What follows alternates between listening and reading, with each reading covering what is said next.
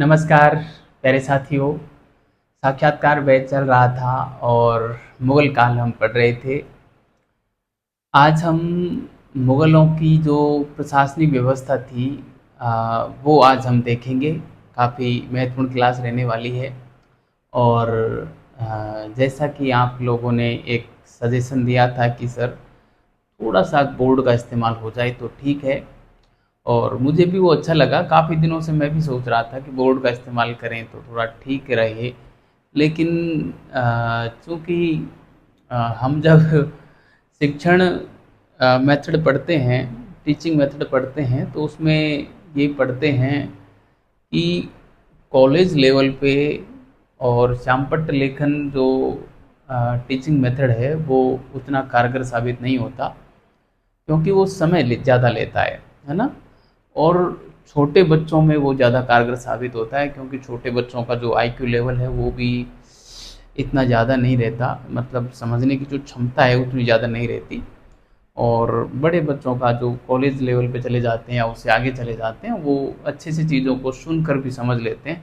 इसलिए कॉलेज या कॉलेज से बाद वाले जो स्टूडेंट होते हैं उनके लिए व्याख्यान विधि ज़्यादा महत्वपूर्ण होती है। इसलिए मैंने बोर्ड का इस्तेमाल नहीं किया कि व्याख्यान विधि से ही अपना काम हो जाएगा।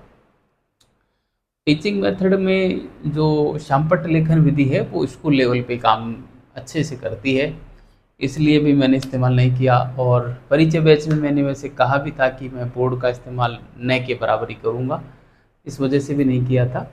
खैर चलो, मेरी दिलचस्पी है बोर्ड पे लिखने में, और आप लोगों का सुझाव सुझाव भी था तो मैं उसको ले लेता हूँ और यहाँ पे अपन काम कर लेंगे।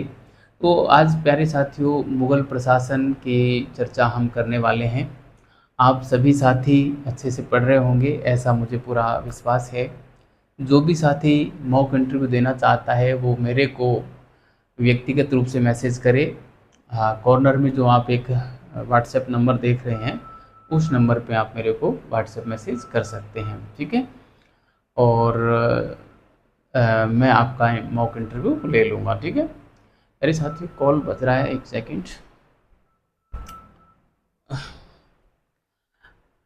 हाँ, तो चलिए हम क्लास की शुरुआत करते हैं और मुग़लों का प्रशासन आज हम पढ़ते हैं। देखो, मैं एक छोटा सा डायग्राम बना के और फिर मुग़लों का प्रशासन आपको समझाने का प्रयास करता हूँ। पहले मैं एक डायग्राम बना देता हूँ और फिर उसके बेस पे अपन पूरा मुग़लों का प्रशासन समझ लेंगे, ठीक है। तो देखिए प्यारे साथियों, आज हम पढ़ रहे हैं मुग़ल प्रशासन, ठीक है। मुग़ल प्रशासन, ठीक है। मुग़ल प्रशासन हम पढ़ रहे हैं। मैं इसको एक डायग्राम बनाता हूँ, उसके माध्यम से समझने का प्रयास करेंगे। इस प्रकार का मैंने ये डायग्राम बना दिया है, ठीक है। तो देखिए, यहाँ टॉप पे जो होता था वो होता था बादशाह होता था, है ना। यहाँ टॉप पे कौन होता था? बादशाह। केंद्र में जो होता था वो बादशाह होता था, और बादशाह प्लस इसकी मंत्री परिषद होती थी एक तरीके से, ठीक है। ये क्या होती थी मंत्री परिषद, इसको मैं अभी समझाने वाला हूँ, ठीक है। इसके बाद इसका जो निचला स्तर होता था, जिसको हम वर्तमान में प्रांत बोलते हैं, ये लोग प्रांत को बोलते थे सूबा। क्या बोलते थे? सूबा। और सूबे का प्रमुख होता था सूबेदार। सूबेदार, ठीक है। सूबे का प्रमुख कौन होता था? सूबेदार होता था, ठीक है। एक इसकी बात करेंगे हम। दूसरे प्रांत से नीचे का जो प्रशासनिक स्टेज होता था, या मैं कहूँ प्रशासनिक स्तर होता था, वो होता था जिले का, जिसे हम वर्तमान में जिला बोलते हैं। जिला, जिसको हम जिला बोल रहे हैं, इसको ये लोग बोलते थे सरकार, है ना। इसमें क्या बोला जाता था? सरकार। और इसका जो प्रमुख होता था वो फौजदार होता था। कौन होता था? फौजदार होता था, ठीक है। जिले बटे होते थे परगनों में, है ना। तो ये जो तहसील स्तर है, एक तरीके से तहसील को ये परगना बोलते थे, ठीक है, परगना।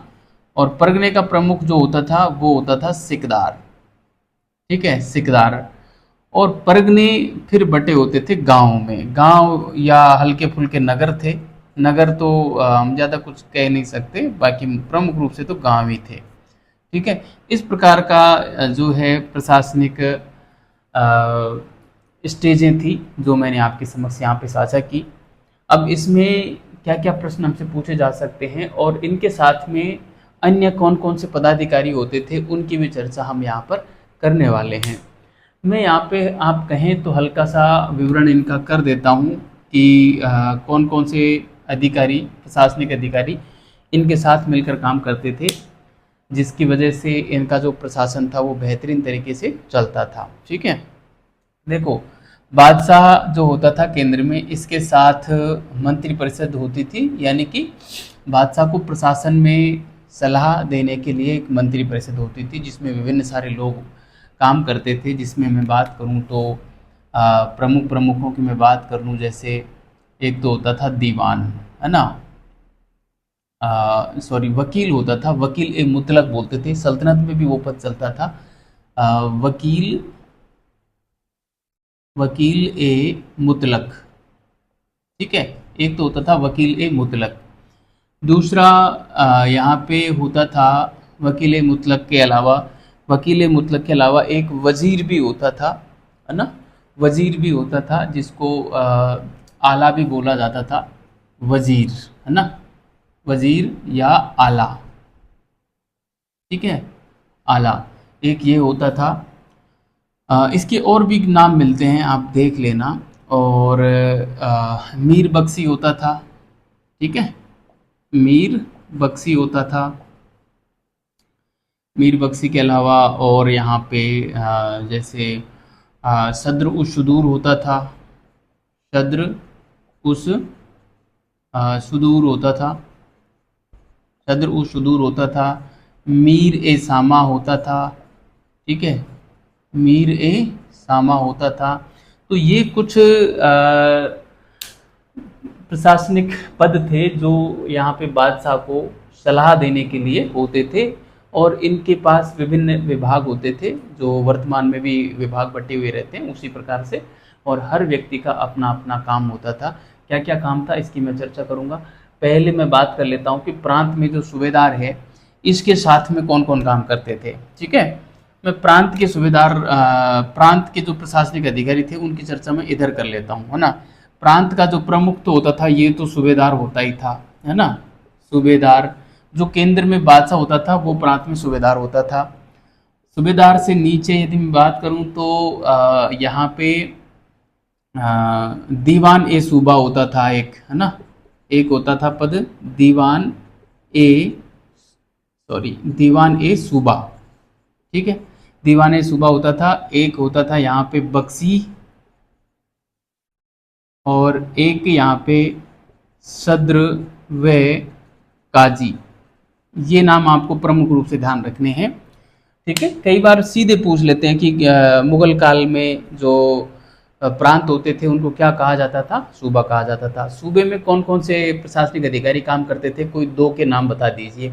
इस प्रकार का आपसे नाम पूछा जा सकता है, तो सीधे आपको दीवान सूबा, बख्शी, ध्यान रखना मीर बख्शी केंद्र में और बख्शी प्रांत में, इतना आपको ध्यान रखना है। ठीक है, अब मैं बात करूं यहाँ पे सरकार लेवल पे, यानी कि जिले में कौन कौन हुआ करते थे, तो जिले की मैं बात यहाँ पे कर लेता हूँ। ठीक है, जिले में देखो फौजदार तो ये हो ही गया, फिर से मैं लिख देता हूँ फौजदार। ठीक है, फौजदार हो गए।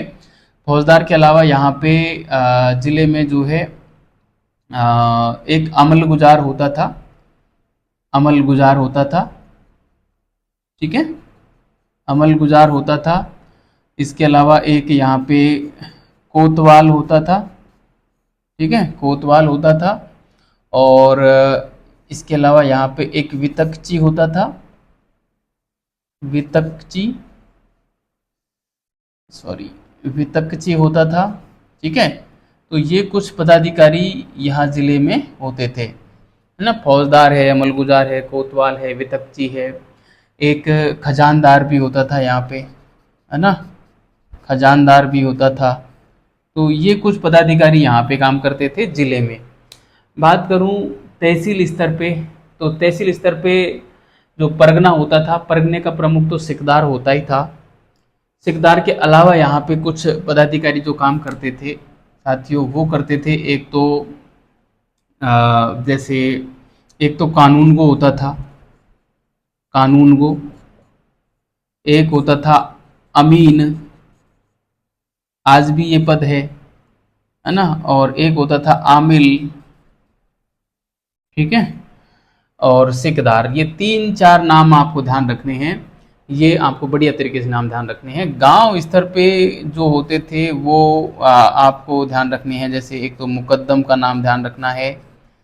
मुकद्दम को पटेल भी बोल देते थे, पटेल, है ना, या इसको मंडल भी बोल देते थे। मुकद्दम, मंडल या पटेल बोल देते थे। और एक गांव में होता था पटवारी। क्या होता था? पटवारी। ठीक है, तो ये आपको ध्यान रखना है। और इतना सब कुछ यदि आपको पता है तो ये पूरा मुगलों का प्रशासनिक सिस्टम आपके बढ़िया तरीके से समझ में आ जाएगा। किसी भी प्रकार का प्रश्न आपसे पूछें, आप हर स्थिति में जवाब दे सकते हैं। ठीक है, अब मैं आपको समझा देता हूँ कि ये लोग जो थे वो क्या क्या काम करते थे और किस प्रकार से इनका सिस्टम चलता था। देखिए, सबसे पहले मैं बात करूं कि संपूर्ण प्रशासन का या संपूर्ण साम्राज्य का जो हेड होता था, जो मालिक होता था, जैसे वर्तमान में हमारे प्रधानमंत्री होता है, पूरे देश का मुखिया होता है, उसी प्रकार पूरे साम्राज्य का मुखिया बादशाह होता था। ठीक है, और बादशाह को परामर्श देने के लिए एक मंत्री परिषद होती थी जिसमें ये सारे मंत्री एक तरीके से होते थे। ठीक है, अब बादशाह चाहे राजनीतिक मामला हो, चाहे धार्मिक मामला हो, चाहे न्यायिक मामला हो, चाहे सैनिक मामला हो, हर क्षेत्र में बादशाह अंतिम अधिकारी होता था। यानी कि एक तरीके से ये निरंकुश शासक था। इसके ऊपर किसी भी प्रकार का कोई अंकुश नहीं होता था। सभी क्षेत्रों का प्रमुख बादशाह होता था। ठीक है, ये आपको ध्यान रहे। मैं सीधा, अब चूंकि बादशाह के ऊपर तो हम लगभग बात कर ही चुके हैं कैसे ये काम करता था, इस पे आप सभी जानते ही हैं। यहाँ से मैं बात कर लेता हूँ कि इनके जो ये पदाधिकारी थे ये क्या क्या काम करते थे। बादशाह को प्रशासन के मामले में सबसे ज़्यादा जो परामर्श देता था वो देता था वकील ए मुतलक। ये वर्तमान में जो प्रधानमंत्री का पद होता है ना, जैसे देश का प्रमुख तो राष्ट्रपति होता है ना। राष्ट्रपति को तो आप समझे बादशाह, और बादशाह को मतलब राष्ट्रपति को जो प्रमुख, राष्ट्रपति जो काम करता है ना, वो व्यवहार में सारा काम प्रधानमंत्री करता है, नाम राष्ट्रपति के होता है ना। तो राष्ट्रपति है राजनीतिक प्रमुख, और प्रधानमंत्री जो होता है वो होता है व्यावहारिकता में प्रमुख, है ना। तो उसी प्रकार से लगभग लगभग सारे काम वकील मुतलक ही देखता था। बादशाह तो उस पर बस सिग्नेचर मात्र करता था। वैसे चलती इसी की थी होने को तो, लेकिन पूरा जो उसको रेगुलेट करने का काम जो था वो वकील मुतलक का होता था। ठीक है, लेकिन ये ध्यान रखना, वकील ए मुतलक का जो पद था ये आरंभ में तो खैर, जैसे बाबर जो था उसने तो एक राज्य एक वकील की नीति अपनाई और ख्वाजा निजामुद्दीन खलीफा को ही अपना एकमात्र वकील बनाए रखा, है ना। जिसने, आपको पता होगा, बाद में षड्यंत्र भी रचा था, खलीफा षड्यंत्र के नाम से हम जानते हैं। वो मैंने बात कर रखी है ना, जब बाबर की मृत्यु हुई थी, हुमायूं के उत्तराधिकारी की जो बात थी उसमें लेकर उसने षड्यंत्र किया था। ठीक है, लेकिन आगे चलकर जैसे हुमायूं था, हुमायूं ने तो कई सारे वकील अपने रखे थे, जिसमें बैरम खां का भी नाम आता है और हिंदू बेग का भी नाम आता है ना। इस प्रकार से और भी कई नाम मिलते हैं, इतना आगे का हमसे पूछेंगे नहीं। दूसरा, ये जो है वजीर या आला की मैं बात करूं तो अकबर ने आके क्या देखा कि ये जो वकील था ये बहुत पावरफुल पद था, है ना। ये सारे मामलों में और बादशाह को सलाह देता था, खासकर जो प्रशासनिक मामले होते थे उसमें भी, और जो राजस्व मामले होते थे उसमें भी, राजस्व उगाना हो उसमें भी, किसी को भी वेतन देना हो उसमें भी, ये सारे काम देखता था, है ना। किसी को वेतन देना है तो वेतन भी इसी के हाथ से जाता था। राजकोष का प्रमुख भी यही होता था, है ना। और किसी की जो है पदोन्नति वगैरह है उसमें भी इसका हस्तक्षेप होता था। तो फिर अकबर ने देखा कि यह पद जो है काफ़ी ज़्यादा पावरफुल हो रहा है, तो अकबर ने इस पद की जो शक्तियाँ थी उसका जो है विभाजन कर दिया और कई भागों में उन शक्तियों को बांट दिया। ठीक है, कुछ मीर बख्शी को दे दिए, कुछ इस वजीर को दे दिया, है ना, और कुछ पद जो है इस शद्र को दे दिए, कुछ कार्य मीर सामा को बांट दिए। इस प्रकार से कई भागों में अकबर ने इसकी शक्तियों को बांट दिया था। ठीक है, तो ये वकील ए मुतलक हो गया। वजीर की बात करें, या इसको आला बोलते थे, वजीर ए आला बोलते थे, ये अकबर ने ही गठित किया था। और इसके पास जो इसके जो प्रमुख कार्य थे वजीर के, वो प्रमुख रूप से राजस्व से संबंधित कार्य थे, है ना, कि राजस्व मामलों में और वित्त मामलों में बादशाह को सलाह और परामर्श देना सबसे बड़ा काम ये था। इसके अलावा जो राजकोष होता था उसकी निगरानी रखने का काम वजीर करने लगा, और राजकोष में कितना पैसा आ रहा है और कितना पैसा राजकोष से जा रहा है केंद्र में, उसकी जिम्मेदारी भी वजीर की होती थी।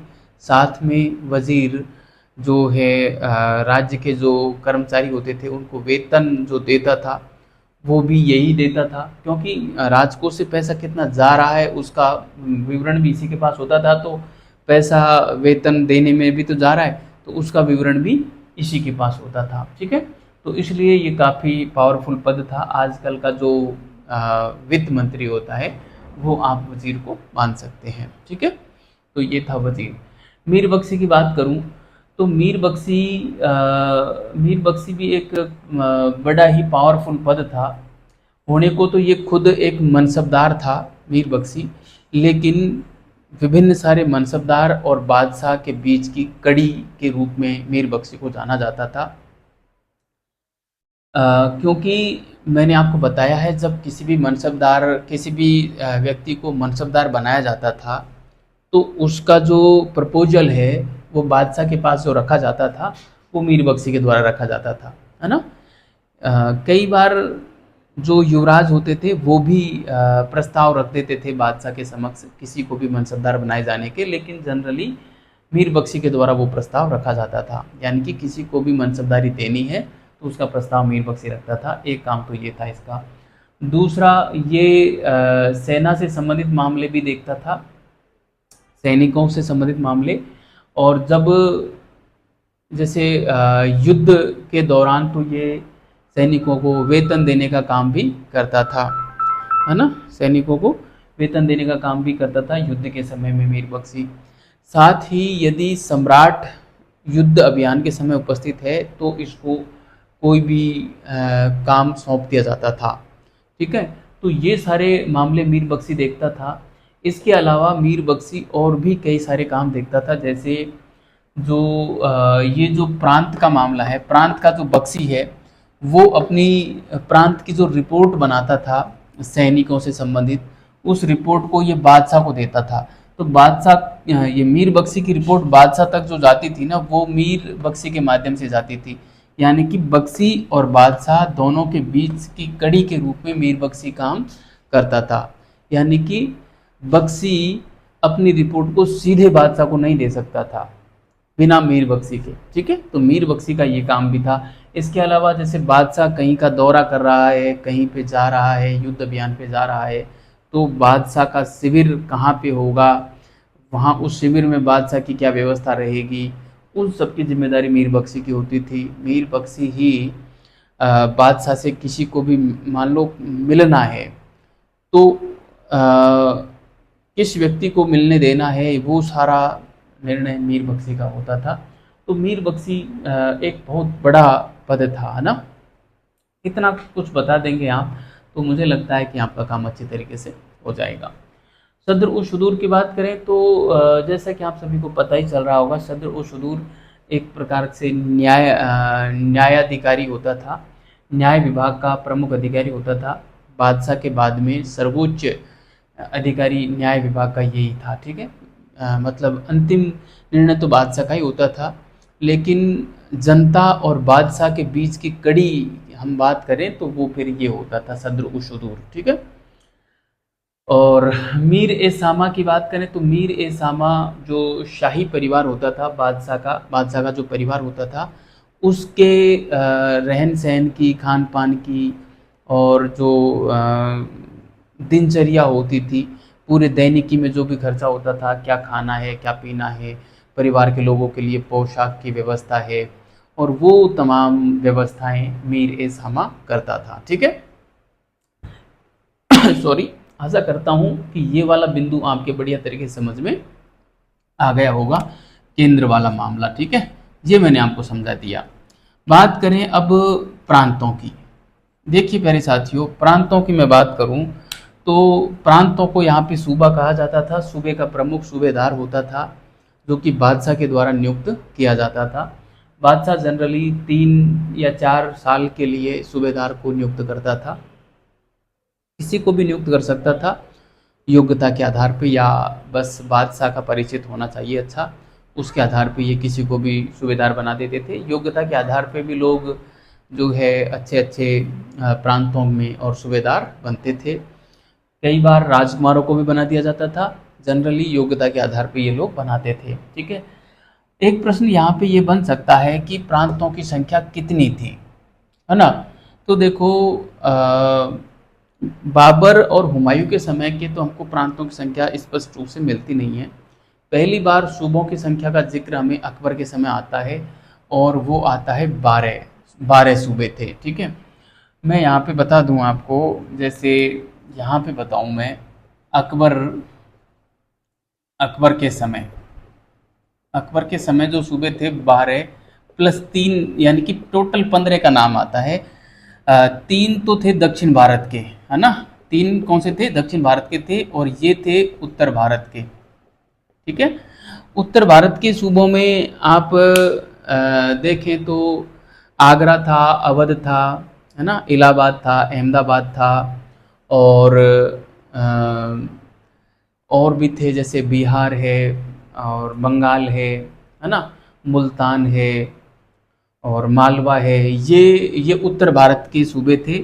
और दक्षिण भारत के 3 सूबे थे जो अकबर ने जीते थे, जिसमें बरार बरार था, और कौन कौन से थे? 3। एक तो बरार था, और एक शायद, हाँ, अहमदनगर तो बाद में जीता गया था ना। अहमदनगर शाहजहाँ ने जीता था 1633 में। तो जो भी है, 3 सूबे अकबर ने दक्षिण में जीते थे, मेरे अभी दिमाग से निकल रहे हैं। ठीक है। तो ये थे टोटल, है ना, 3 दक्षिण के और 12 उत्तर के, तो ये टोटल 15 हो जाएंगे। उत्तर के मैं कुछ एक सूबों का नाम यहाँ पे लिख देता हूँ, आपसे पूछ सकते हैं कि कोई 4 सूबों के नाम बताइए, तो आगरा, और मैं सीधे सीधे नाम लिख देता हूँ, अवध, है ना, अहमदाबाद, अहमदाबाद ए पे मैं लिख रहा हूँ, एक अजमेर भी था, है ना, इसके अलावा इलाहाबाद, ठीक है। इसके अलावा आप लाहौर लिख सकते हैं, है ना, मुल्तान, मालवा, दिल्ली, है ना। मुल्तान कितने हुए? 1 2 3 4 5 6 7 8 9, 9 तो लिख ही दिए, और कौन से बचे? लाहौर लिख दिया, है ना, मुल्तान, मालवा, दिल्ली। बिहार बंगाल लिख दो, बिहार व बंगाल, दो अलग अलग सूबे थे ये, है ना। तो 11 हो गए, एक और कोई सा बचा, 12। और बरार, खानदेश और अहमदनगर थे शायद, है ना। बरार है, एक खानदेश है, और एक और शायद अहमदनगर इसने जीता था, बाद में निकल गया था, कुछ ऐसे था। तो आप देख लेना, बरार, खानदेश और अहमदनगर को अकबर ने जीता था शायद, है ना। तो ये टोटल 15 सूबे थे अकबर के समय में, है ना। ये आपको ध्यान रखना है। इसके बाद जहांगीर के समय में कोई सूबा नहीं था। जहांगीर ने मतलब नया सूबा नहीं बनाया, है ना। सूबे तो थे, ये 15 ऐसे कैसे बने रहे थे, लेकिन जहांगीर ने कोई नया सूबा नहीं बनाया था। कांगड़ा को जीता जरूर था, लेकिन कांगड़ा को जीत के शायद उसने लाहौर में मिला दिया था, नया सूबा नहीं बनाया था। ये ध्यान रखना है, ये ध्यान रखना। ठीक है। इसके बाद शाहजहां के समय में सूबों की संख्या बढ़ी थी।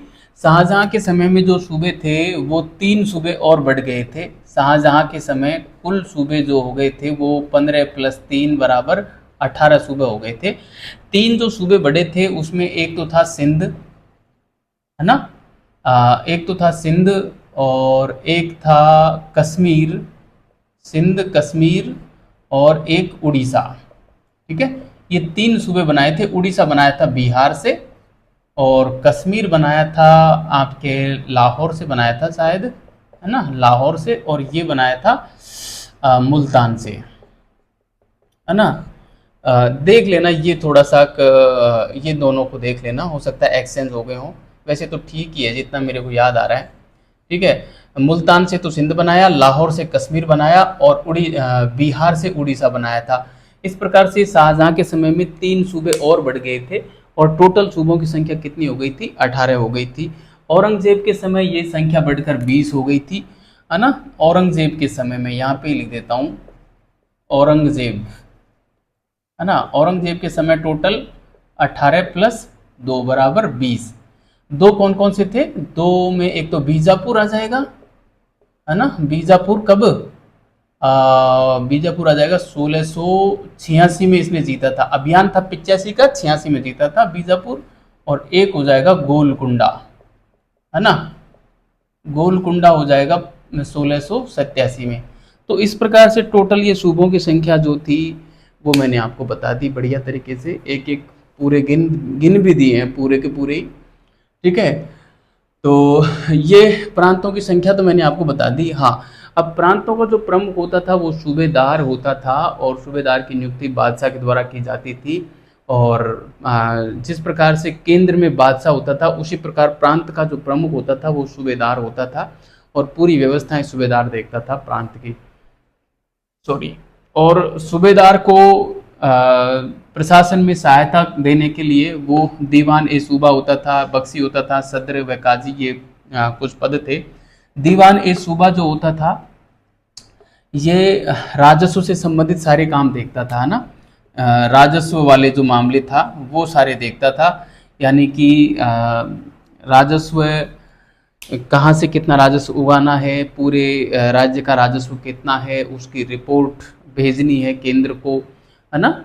वो पूरा विवरण, आय व्यय का पूरा विवरण जो होता था वो सब दीवान ए सूबा देखता था। ठीक है, मीर बख्शी वही सैनिक मामले देखता था, राज्य के सैनिक मामले, यानी कि जो ये जो मीर बख्शी का काम होता था ना, वो राज्य में बख्शी करता था, सूबे में बख्शी करता था। ठीक है, ये आपको ध्यान रखना है। और काजी व सद्र जो होते थे, ये सद्र और काजी में थोड़ा सा अंतर होता था। काजी केवल न्याय का काम करता था, जबकि सद्र जो होता था ये नैतिक आचरण की भी जिम्मेदारी रखता था, है ना, नैतिक आचरण की भी जिम्मेदारी रखता था। जनरली ये दोनों पद एक ही व्यक्ति को दिए जाते थे, है ना, एक ही व्यक्ति को दिए जाते थे। और ये इस प्रकार से न्याय और नैतिक आचरण दोनों के काम को एक ही व्यक्ति संभाल लेता था प्रांत में। और ये भी अपनी रिपोर्ट जो है यहाँ पे भेजा करते थे बादशाह के पास। ठीक है, तो ये सारा आपको ध्यान रखना है। तो ये मुझे लगता है प्रांत की बात मैंने बढ़िया तरीके से आपको बता दी है। इतना सा आप ध्यान रख लेंगे ना, दो दो तीन तीन शब्दों को, दो दो तीन तीन पद और उनके कामों को, तो आपका काम बढ़िया तरीके से हो जाएगा। अब मैं बात करूं सरकार लेवल पे, यानी कि जिला लेवल पे। जिला हमारा ये रहा। जिले में सरकार, जिले को सरकार बोलते थे। ये भी पूछ सकते हैं कि मुगल काल में जिले को क्या बोला जाता था? मुगल काल में जिले को सरकार बोला जाता था। सरकार का जो प्रमुख होता था वो फौजदार होता था। फौजदार को प्रशासन में सहायता देने के लिए अमलगुजार है, कोतवाल है, वितक्ची है, खजानदार है, ये सारे होते थे, है ना। और सरकार उस शूद्र के नाम से भी शायद एक होता था जो कि न्याय वगैरह का काम भी यहाँ पे देखता था। मैं बताऊं, फौजदार जो होता था वो वर्तमान के जो हमारे आईएएस अधिकारी होते हैं, लगभग उनकी सी स्थिति होती थी इसकी भी।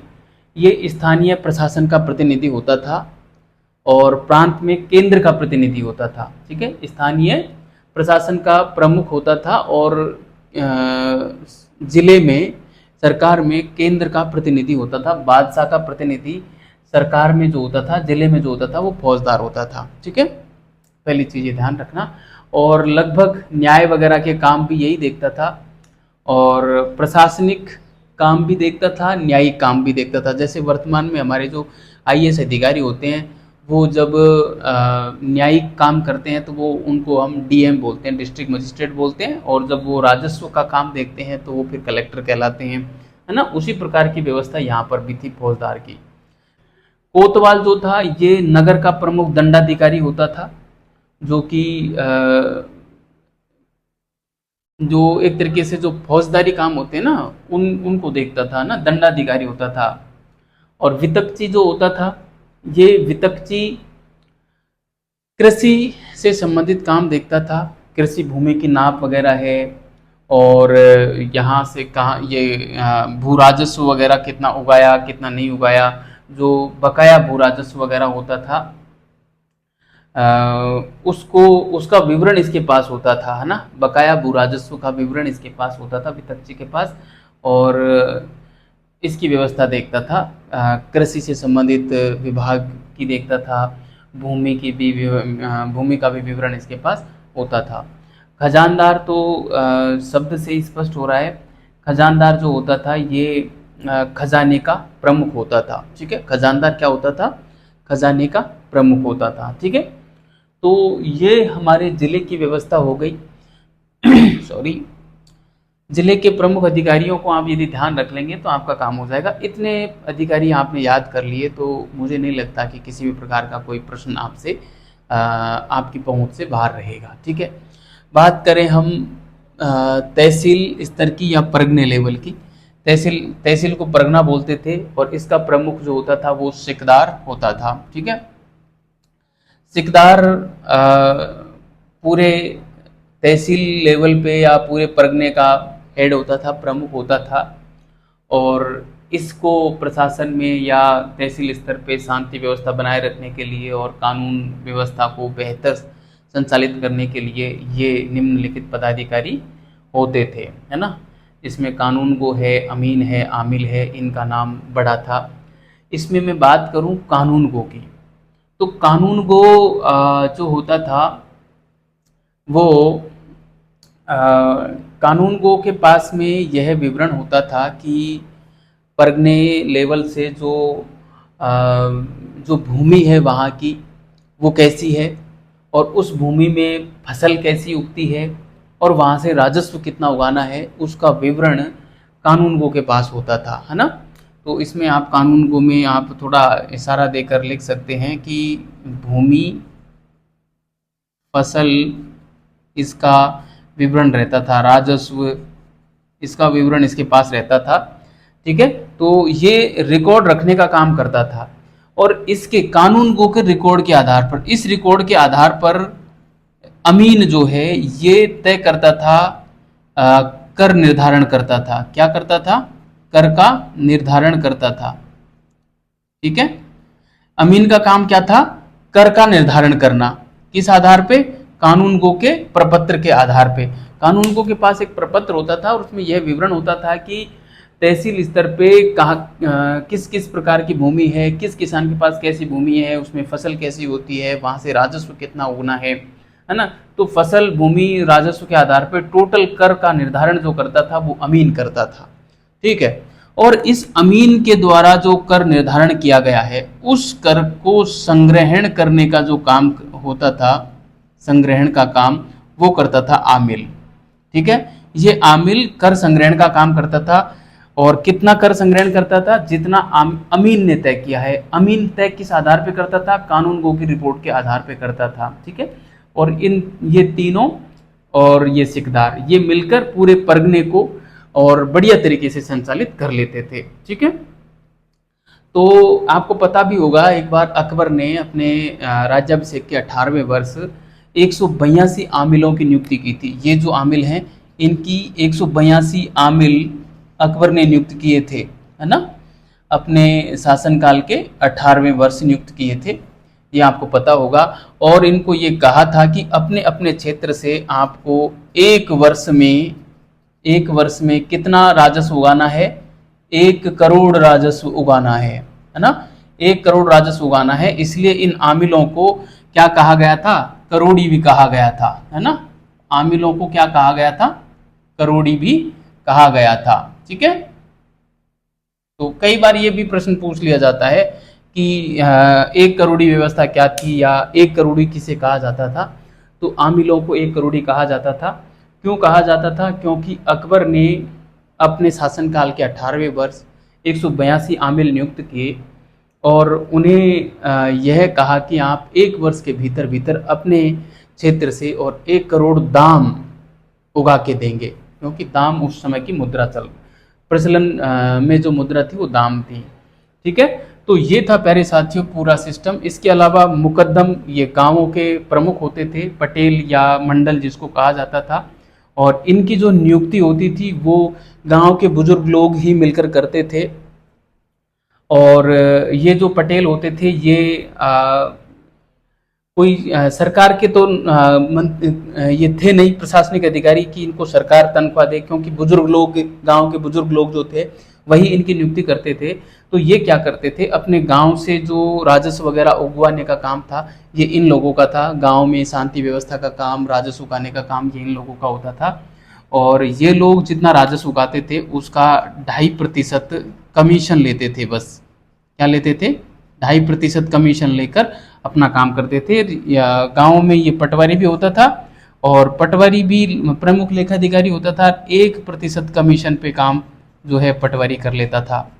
ठीक है, तो इस प्रकार की पूरी व्यवस्था थी जो मैंने यहाँ पे बढ़िया तरीके से आपको बोर्ड का इस्तेमाल करके और समझा दी है। आशा करता हूँ साथियों कि आपको बढ़िया तरीके से पूरा सिस्टम ये समझ में आ गया होगा। ठीक है, इसके अलावा यदि आपकी किसी भी प्रकार की कोई भी क्यूरी रहे तो आप कमेंट बॉक्स में कमेंट कर देना और मेरे को बताना, तो मैं उसमें जो है और सुधार करूँगा।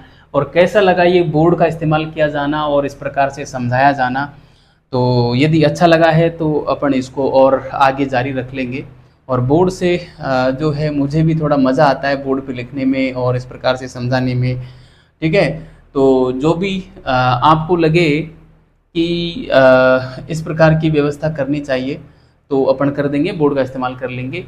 और यदि कोई आपका कोई प्रश्न हो तो कमेंट बॉक्स में कमेंट कर देना, या मेरे को जो आप व्हाट्सएप नंबर देख रहे हैं उस नंबर पे आप कमेंट कर देना, मैं उसका जवाब दे दूंगा। ठीक है, तो चलिए अब मिलते हैं अगली क्लास में। अगली क्लास में हम मुगलों के जो प्रशासनिक व्यवस्था थी उसी से हम बात करेंगे। हाँ देखो, यहाँ पे कुछ वजीरों के मैं नाम ज़रूर आपको यदि बताऊँ तो जैसे जो टोडरमल था ना वो प्रमुख वजीर था, है ना।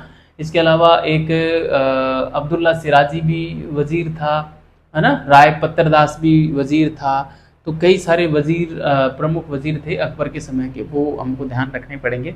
वैसे मैं इसके ऊपर अभी एक क्लास लूँगा जो अपन टोडरमल प्रणाली या दहसाला बंदोबस्त पढ़ेंगे अगली क्लास में, उसमें मैं इस वजीर पद को और बढ़िया तरीके से समझाने वाला हूँ। ठीक है, तो चलिए ठीक है, अब रोकता हूँ मैं इस क्लास को और मिलते हैं अगले सेशन में। तब तक के लिए बहुत बहुत धन्यवाद।